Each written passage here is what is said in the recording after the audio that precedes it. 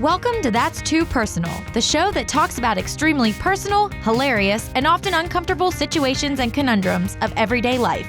On this episode, we have hosts Dakota Sabo and Kaici Lore. This might be too personal.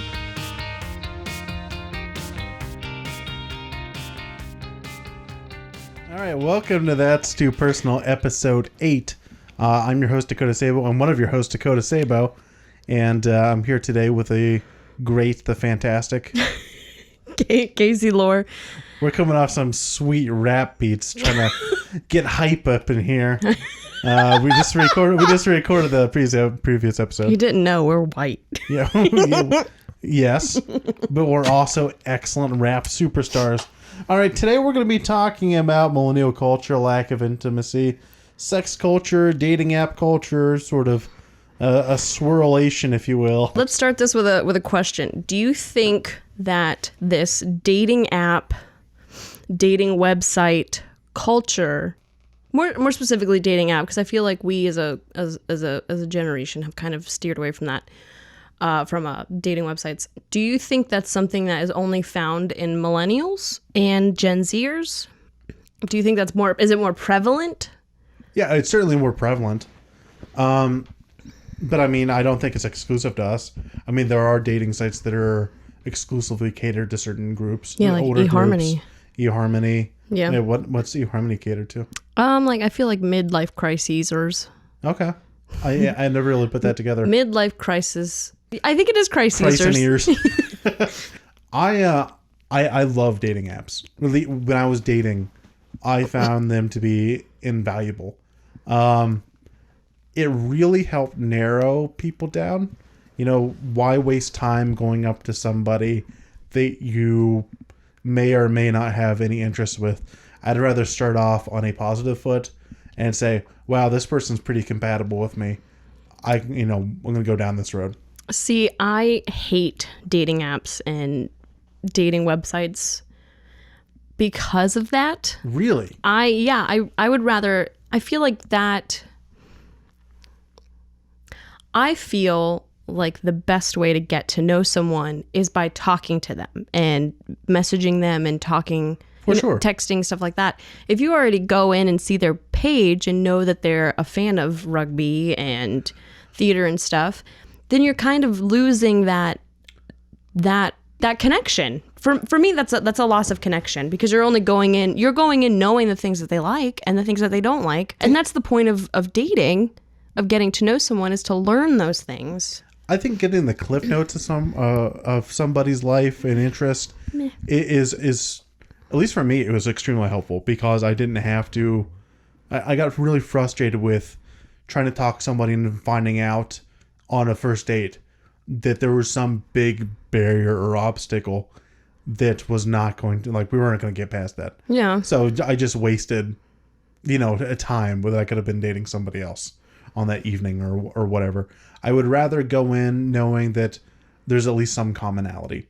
And then you can still find, talk to that person and find out what makes them tick and, really dive down on those interests. Yeah. But I don't know, that was my experience. Well, I think everybody is, I think there are people that are like both of us. There are people out there that love dating apps, and there's people like me that don't really care for them. I'm already a very introverted person, shockingly enough. So it gives me a reason, it forces me out of my comfort zone to go up and talk to somebody. And I need that so that I understand how social interaction works, and I don't just put myself in a hole, which I've done before when I've been on dating websites before. And I've been on them before. I'm not saying that I've never been on them and going, I'm never going to do that. I've done them. It's just not a thing. Yeah. I'm not into it. But I think, and I know this is a bit early, but I think that these dating apps and this kind of online dating culture is giving us this lack of intimacy.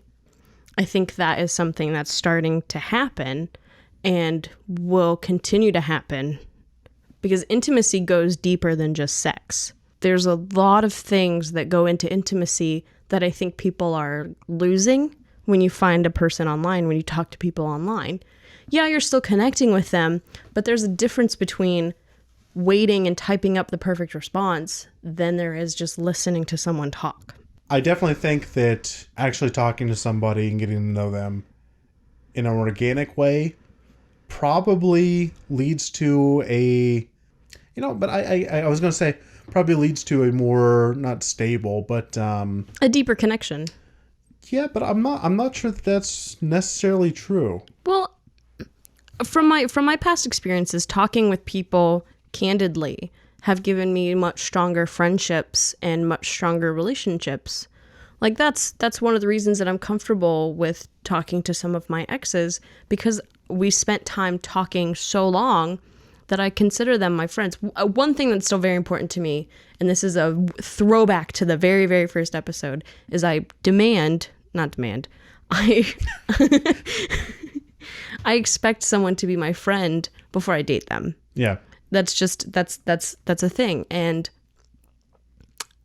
getting to know them friend-wise and then dating them romantically is a much deeper level of intimacy than I think people realize. And I think that's something we're losing in today's society because of dating apps and this dating culture and this actually lack of dating culture, this hookup culture. Do you think there's, well, from my experience, I've definitely been in places where it's definitely been the exact opposite of that, where it started off as not necessarily like a casual hookup or anything like that, but, something a little bit more fleeting. Yeah. That turned into a friendship or a longer term relationship. Or creators. Yes. Creators. Creators. But I don't know. I think it's just a different avenue. And while I think the lack of intimacy in our culture can be tied to that, but I definitely don't think it's necessarily a symptom, a direct symptom of that. And I don't think it's solely from that culture. I think seeing our parents, not all of us, but at least half of us, seeing our parents divorce and not seeing examples of intimacy, whether that is romantic intimacy or friendship intimacy, I think that's another thing that's feeding us this, maybe it's an unnecessary thing. I think the, going back to having longer conversations with people, it's so easy to stay connected with people now, which I think is great in a lot of ways. There's definitely merits to it, but you do lose that smaller stable of people necessarily, like where you sit down and you think, oh, we're going to go over to Tom and Jane's house. Yeah. And just go hang out with them for the whole day or whatever. In the past, you really had to make this effort to connect to people. And now you can say you're connected with somebody. And so like, oh yeah, we're friends. Perfect example. I was at a comic shop yesterday and saw someone that I was friends with on Facebook. And it was my first time ever talking to that person. Ever. And like, I added them on Facebook because she had some really cool art and stuff that she had done. Mm-hmm. And I thought that might be someone I want to talk to in the future. And I will do that from time to time. Actually, quite a bit. I'll just add. Basically, I mean, they are strangers. Yeah. I don't know them. I went up and I said, I think I know you from somewhere. You look really familiar. Of course, I knew it instantly. I knew where I knew her from. I was just like, oh, I know you from Facebook. We're friends on Facebook. How are you doing? Because I thought that would be a weirder segue, which it is. It sort of is. It's like having these one-on-one fan clubs when you add people on Facebook or follow someone on Instagram. I feel like Instagram or Twitter is a little bit different because you don't have to accept the friend request. No. Like you can just follow a person and see what they do. There's a bit more intimacy to Facebook because they have to accept you. Yeah. They have to accept your request. They have to be okay with you doing that. And to an extent, you can do that on Twitter and Instagram, but it's a little less likely. Yeah. It's not built into the algorithm. Well, that's why you slide into their DMs on Twitter and Instagram versus Facebook. Well, this is the thing she said about Facebook is we got talking for a minute, and she said sometimes that it's frustrating because she'll accept a friend request from a person because they might become like a friend of the shop or, whatever. But then they'll instantly start chatting her up in her messages. And she's like, that's not what this is about. Yeah. I totally understand that. Don't be fucking creepy. Correct. But like, I don't know. I think it's okay to, I mean, I will say most of the time when I add people on Facebook, if it's either because, well, it's selfishly motivated because I want to build my audience a lot of times, or find people who are interesting to possibly collaborate with.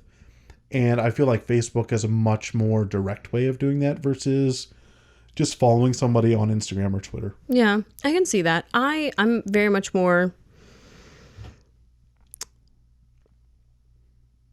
judgmental when it comes to my Facebook, because that's where a lot of my family is. Do you keep it more personal? Yeah, that's really like my very, very personal page. Like, I don't have a whole lot of, my hometown's not on there, where I went to high school ain't on there. Like, there's really, like, of anything, it's just my opinion on things and pictures from when I was little, or, things that I do. But all of my friends are people that I've worked with, or my family. That's it. I think there's like one stranger technically. And really, we met through a religious group, and we've stayed in touch just because we just connected in that respect. We've FaceTimed each other. We've video chatted. I have plans to go visit him in a little bit. Like, nothing that scares me. No, yeah. Not anyone that like now. On my Instagram and Twitter, I have people that I don't know at all just following me blindly and liking my posts blindly. And I don't know if they're bots. I don't really care. But Facebook for me is very, very personal. That's interesting. Do you think how do you think intimacy affects those spaces, or do you think they do? Do you think there's a relation between dating apps versus other social media? I think there is. Are dating apps social media? I think you can. I think they're a form of social media. I think they're just a more niche social media. This is a crass way of saying it. Well, I'm not going to say it like that. Well, yeah, fuck it. Are dating apps, is it presenting yourself dick first versus face first? I would think so. I mean, I think it depends on the person using it, because I think there are people like you. I think you weren't using it specifically to have sex. No. I think there are people that are genuinely using it to try and find a partner because they're not quite sure how to go about that. It's sort of social media with a goal. It's a niche social media. Yeah. It's a very closed marketed niche thing. It's very, very specific in its purpose. Social media itself, not so much. Facebook, it could be anything. Instagram, it could be anything. Twitter, it could be anything. But you know what you're getting when you go to Bumble or Twitter or Tinder or OkCupid.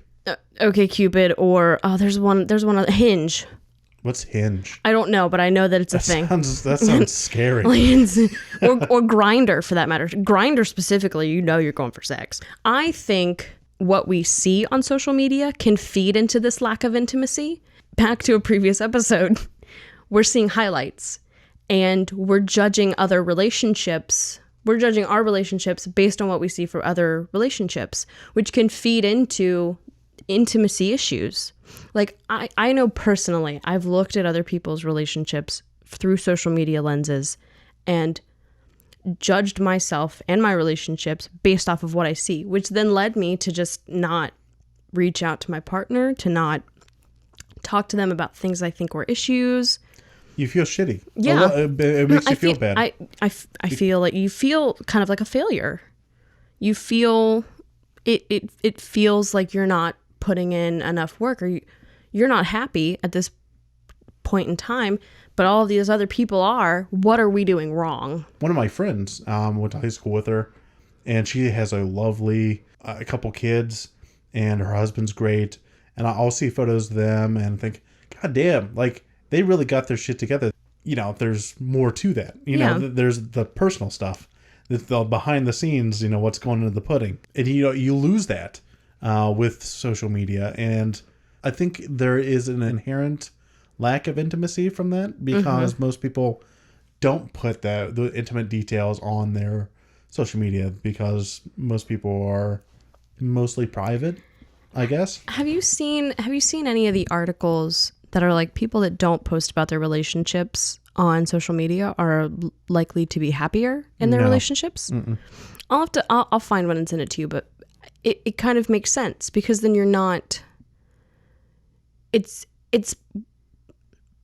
more private. It's more intimate. If you're not posting things, if you're not sharing things, it becomes very much you and your partner.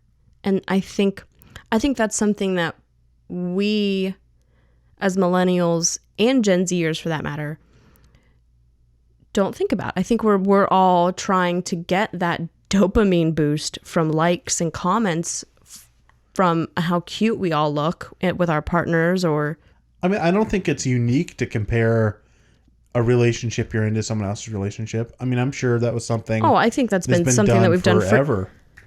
Desperate Housewives. That's all they did. Yeah. When all you have, especially in the 50s and 60s as a housewife, all you have is your circle of friends to sit and gossip with. Oh yeah, y'all were judging yourselves constantly. That it had to be.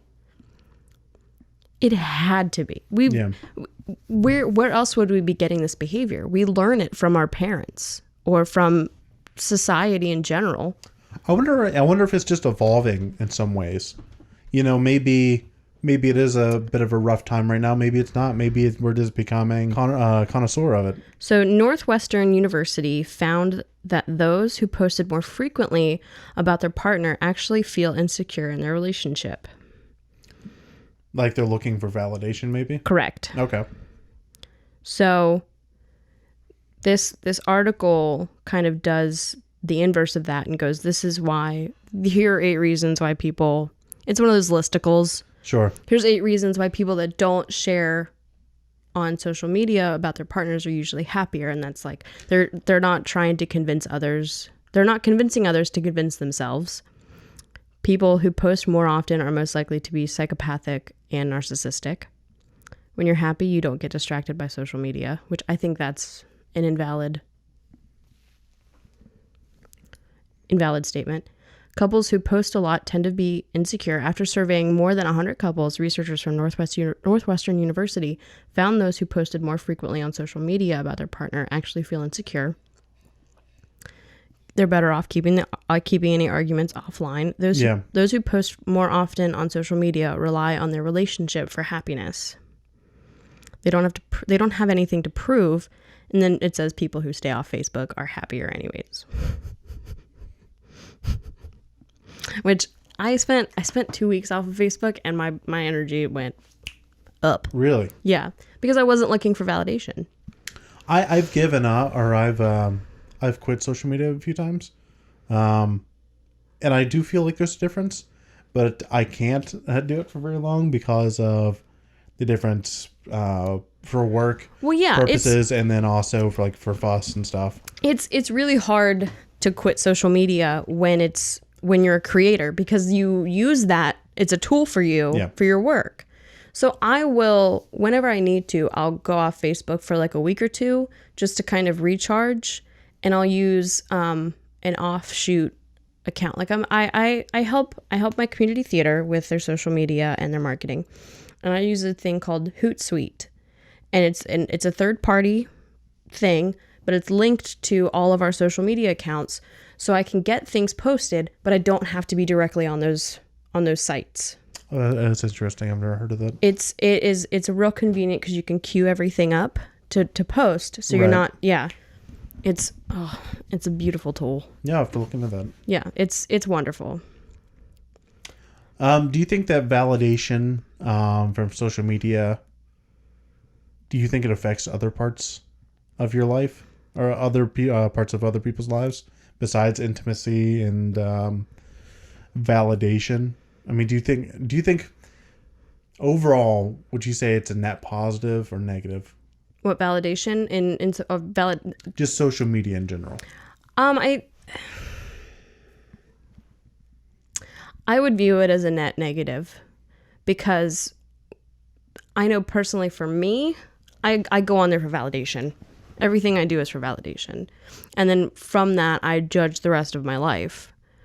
What do I gain from that? Absolutely nothing but a dopamine boost, which I easily could do if I sat and read a book or worked out or watched a TV show that I really like. Do you think it's bad to seek that validation?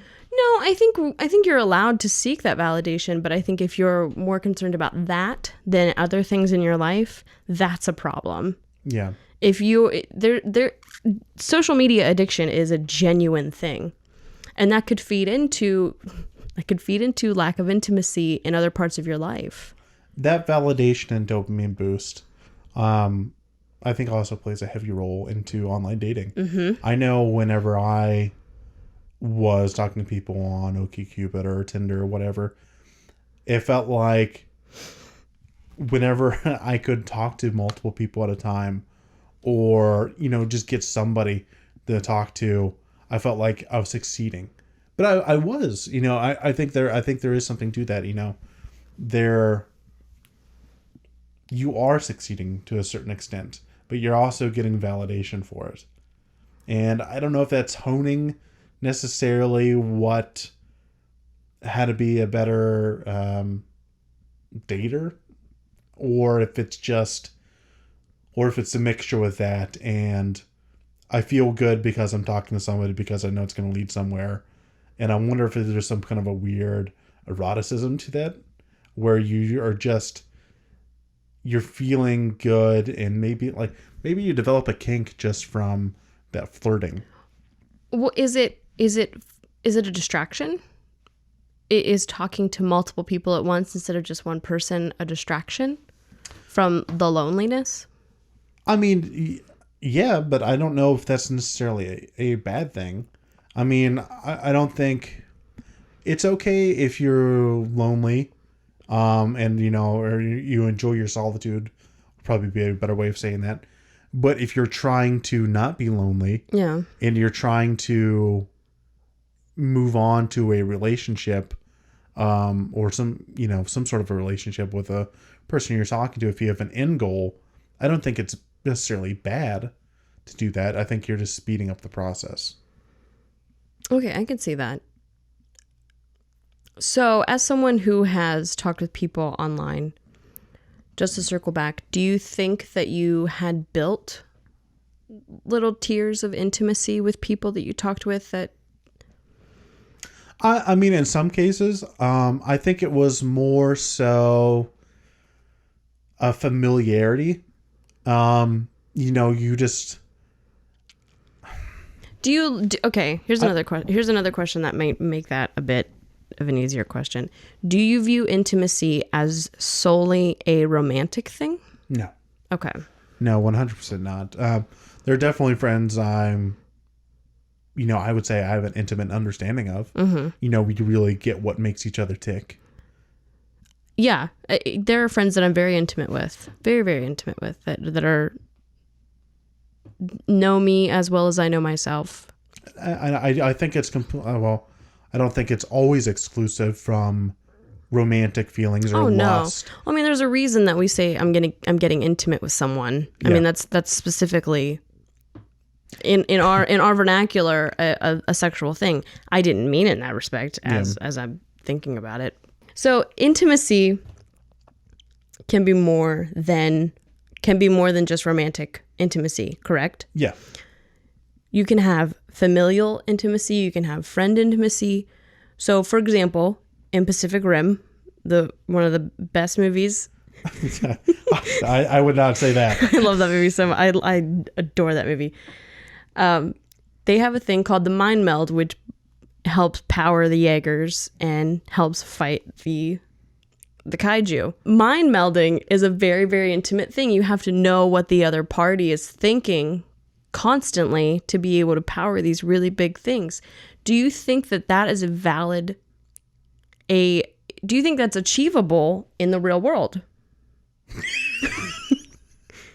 No, I'm being very, very serious. Because no. For example, I think it's a great metaphor for how couples or people in a relationship can be more than the sum of its parts. and how two individuals working together in tandem and understanding each other on a deep level drives or pilots a successful relationship. I know this is a very, very nerdy and very weird segue into, but like... Yeah. Sorry for laughing literally in your face. So in regards to the Pacific Rim metaphor type deal, do you think it's possible for us as a generation to be able to get to that level of intimacy, even though we don't really have representation of that? You mean, so theoretically speaking, if there were giant No. I mean, like our parents are supposed to be very intimate to that effect, correct? The people that we love and accept in this world, we should be able to connect to them, not specifically to that level, but enough that if we needed to power a Jaeger together, you could do it. I definitely think there are people that can have that bond, but I don't think it's necessarily a generational thing. Is it needed in today's society? Do you think we need it anymore in relationships to have that level of intimacy? Yeah, for sure. The strongest relationships in my life are probably built around that intimacy. Mm-hmm. There's a difference between intimacy and knowing somebody. Because you can know everything about a person, study them like a book. And I think this is a difference, like with online dating, is because you can study a person's profile and know them, know exactly what to say, and that just makes you a serial killer, basically.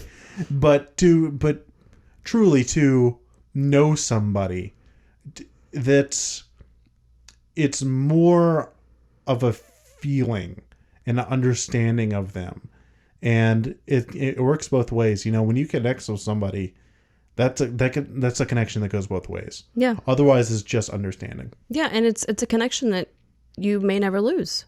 Yeah. Even if you don't ever talk to the person again, you still have this connection. Well, I think that's been a really good discussion about intimacy and the kind of culture, the dating app culture, and social media. And if you have any suggestions for topics, absolutely reach out to us. Reach out to us on Facebook, Instagram, Twitter, all those social media accounts. Definitely follow us. Yeah, please. Tell your friends about us. Really helps us out.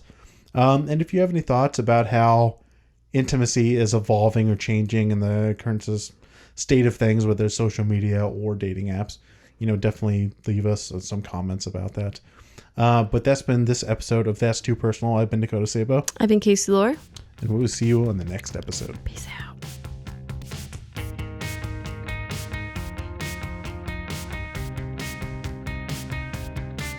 This has been an episode of That's Too Personal. For more That's Too Personal, visit fuss.com.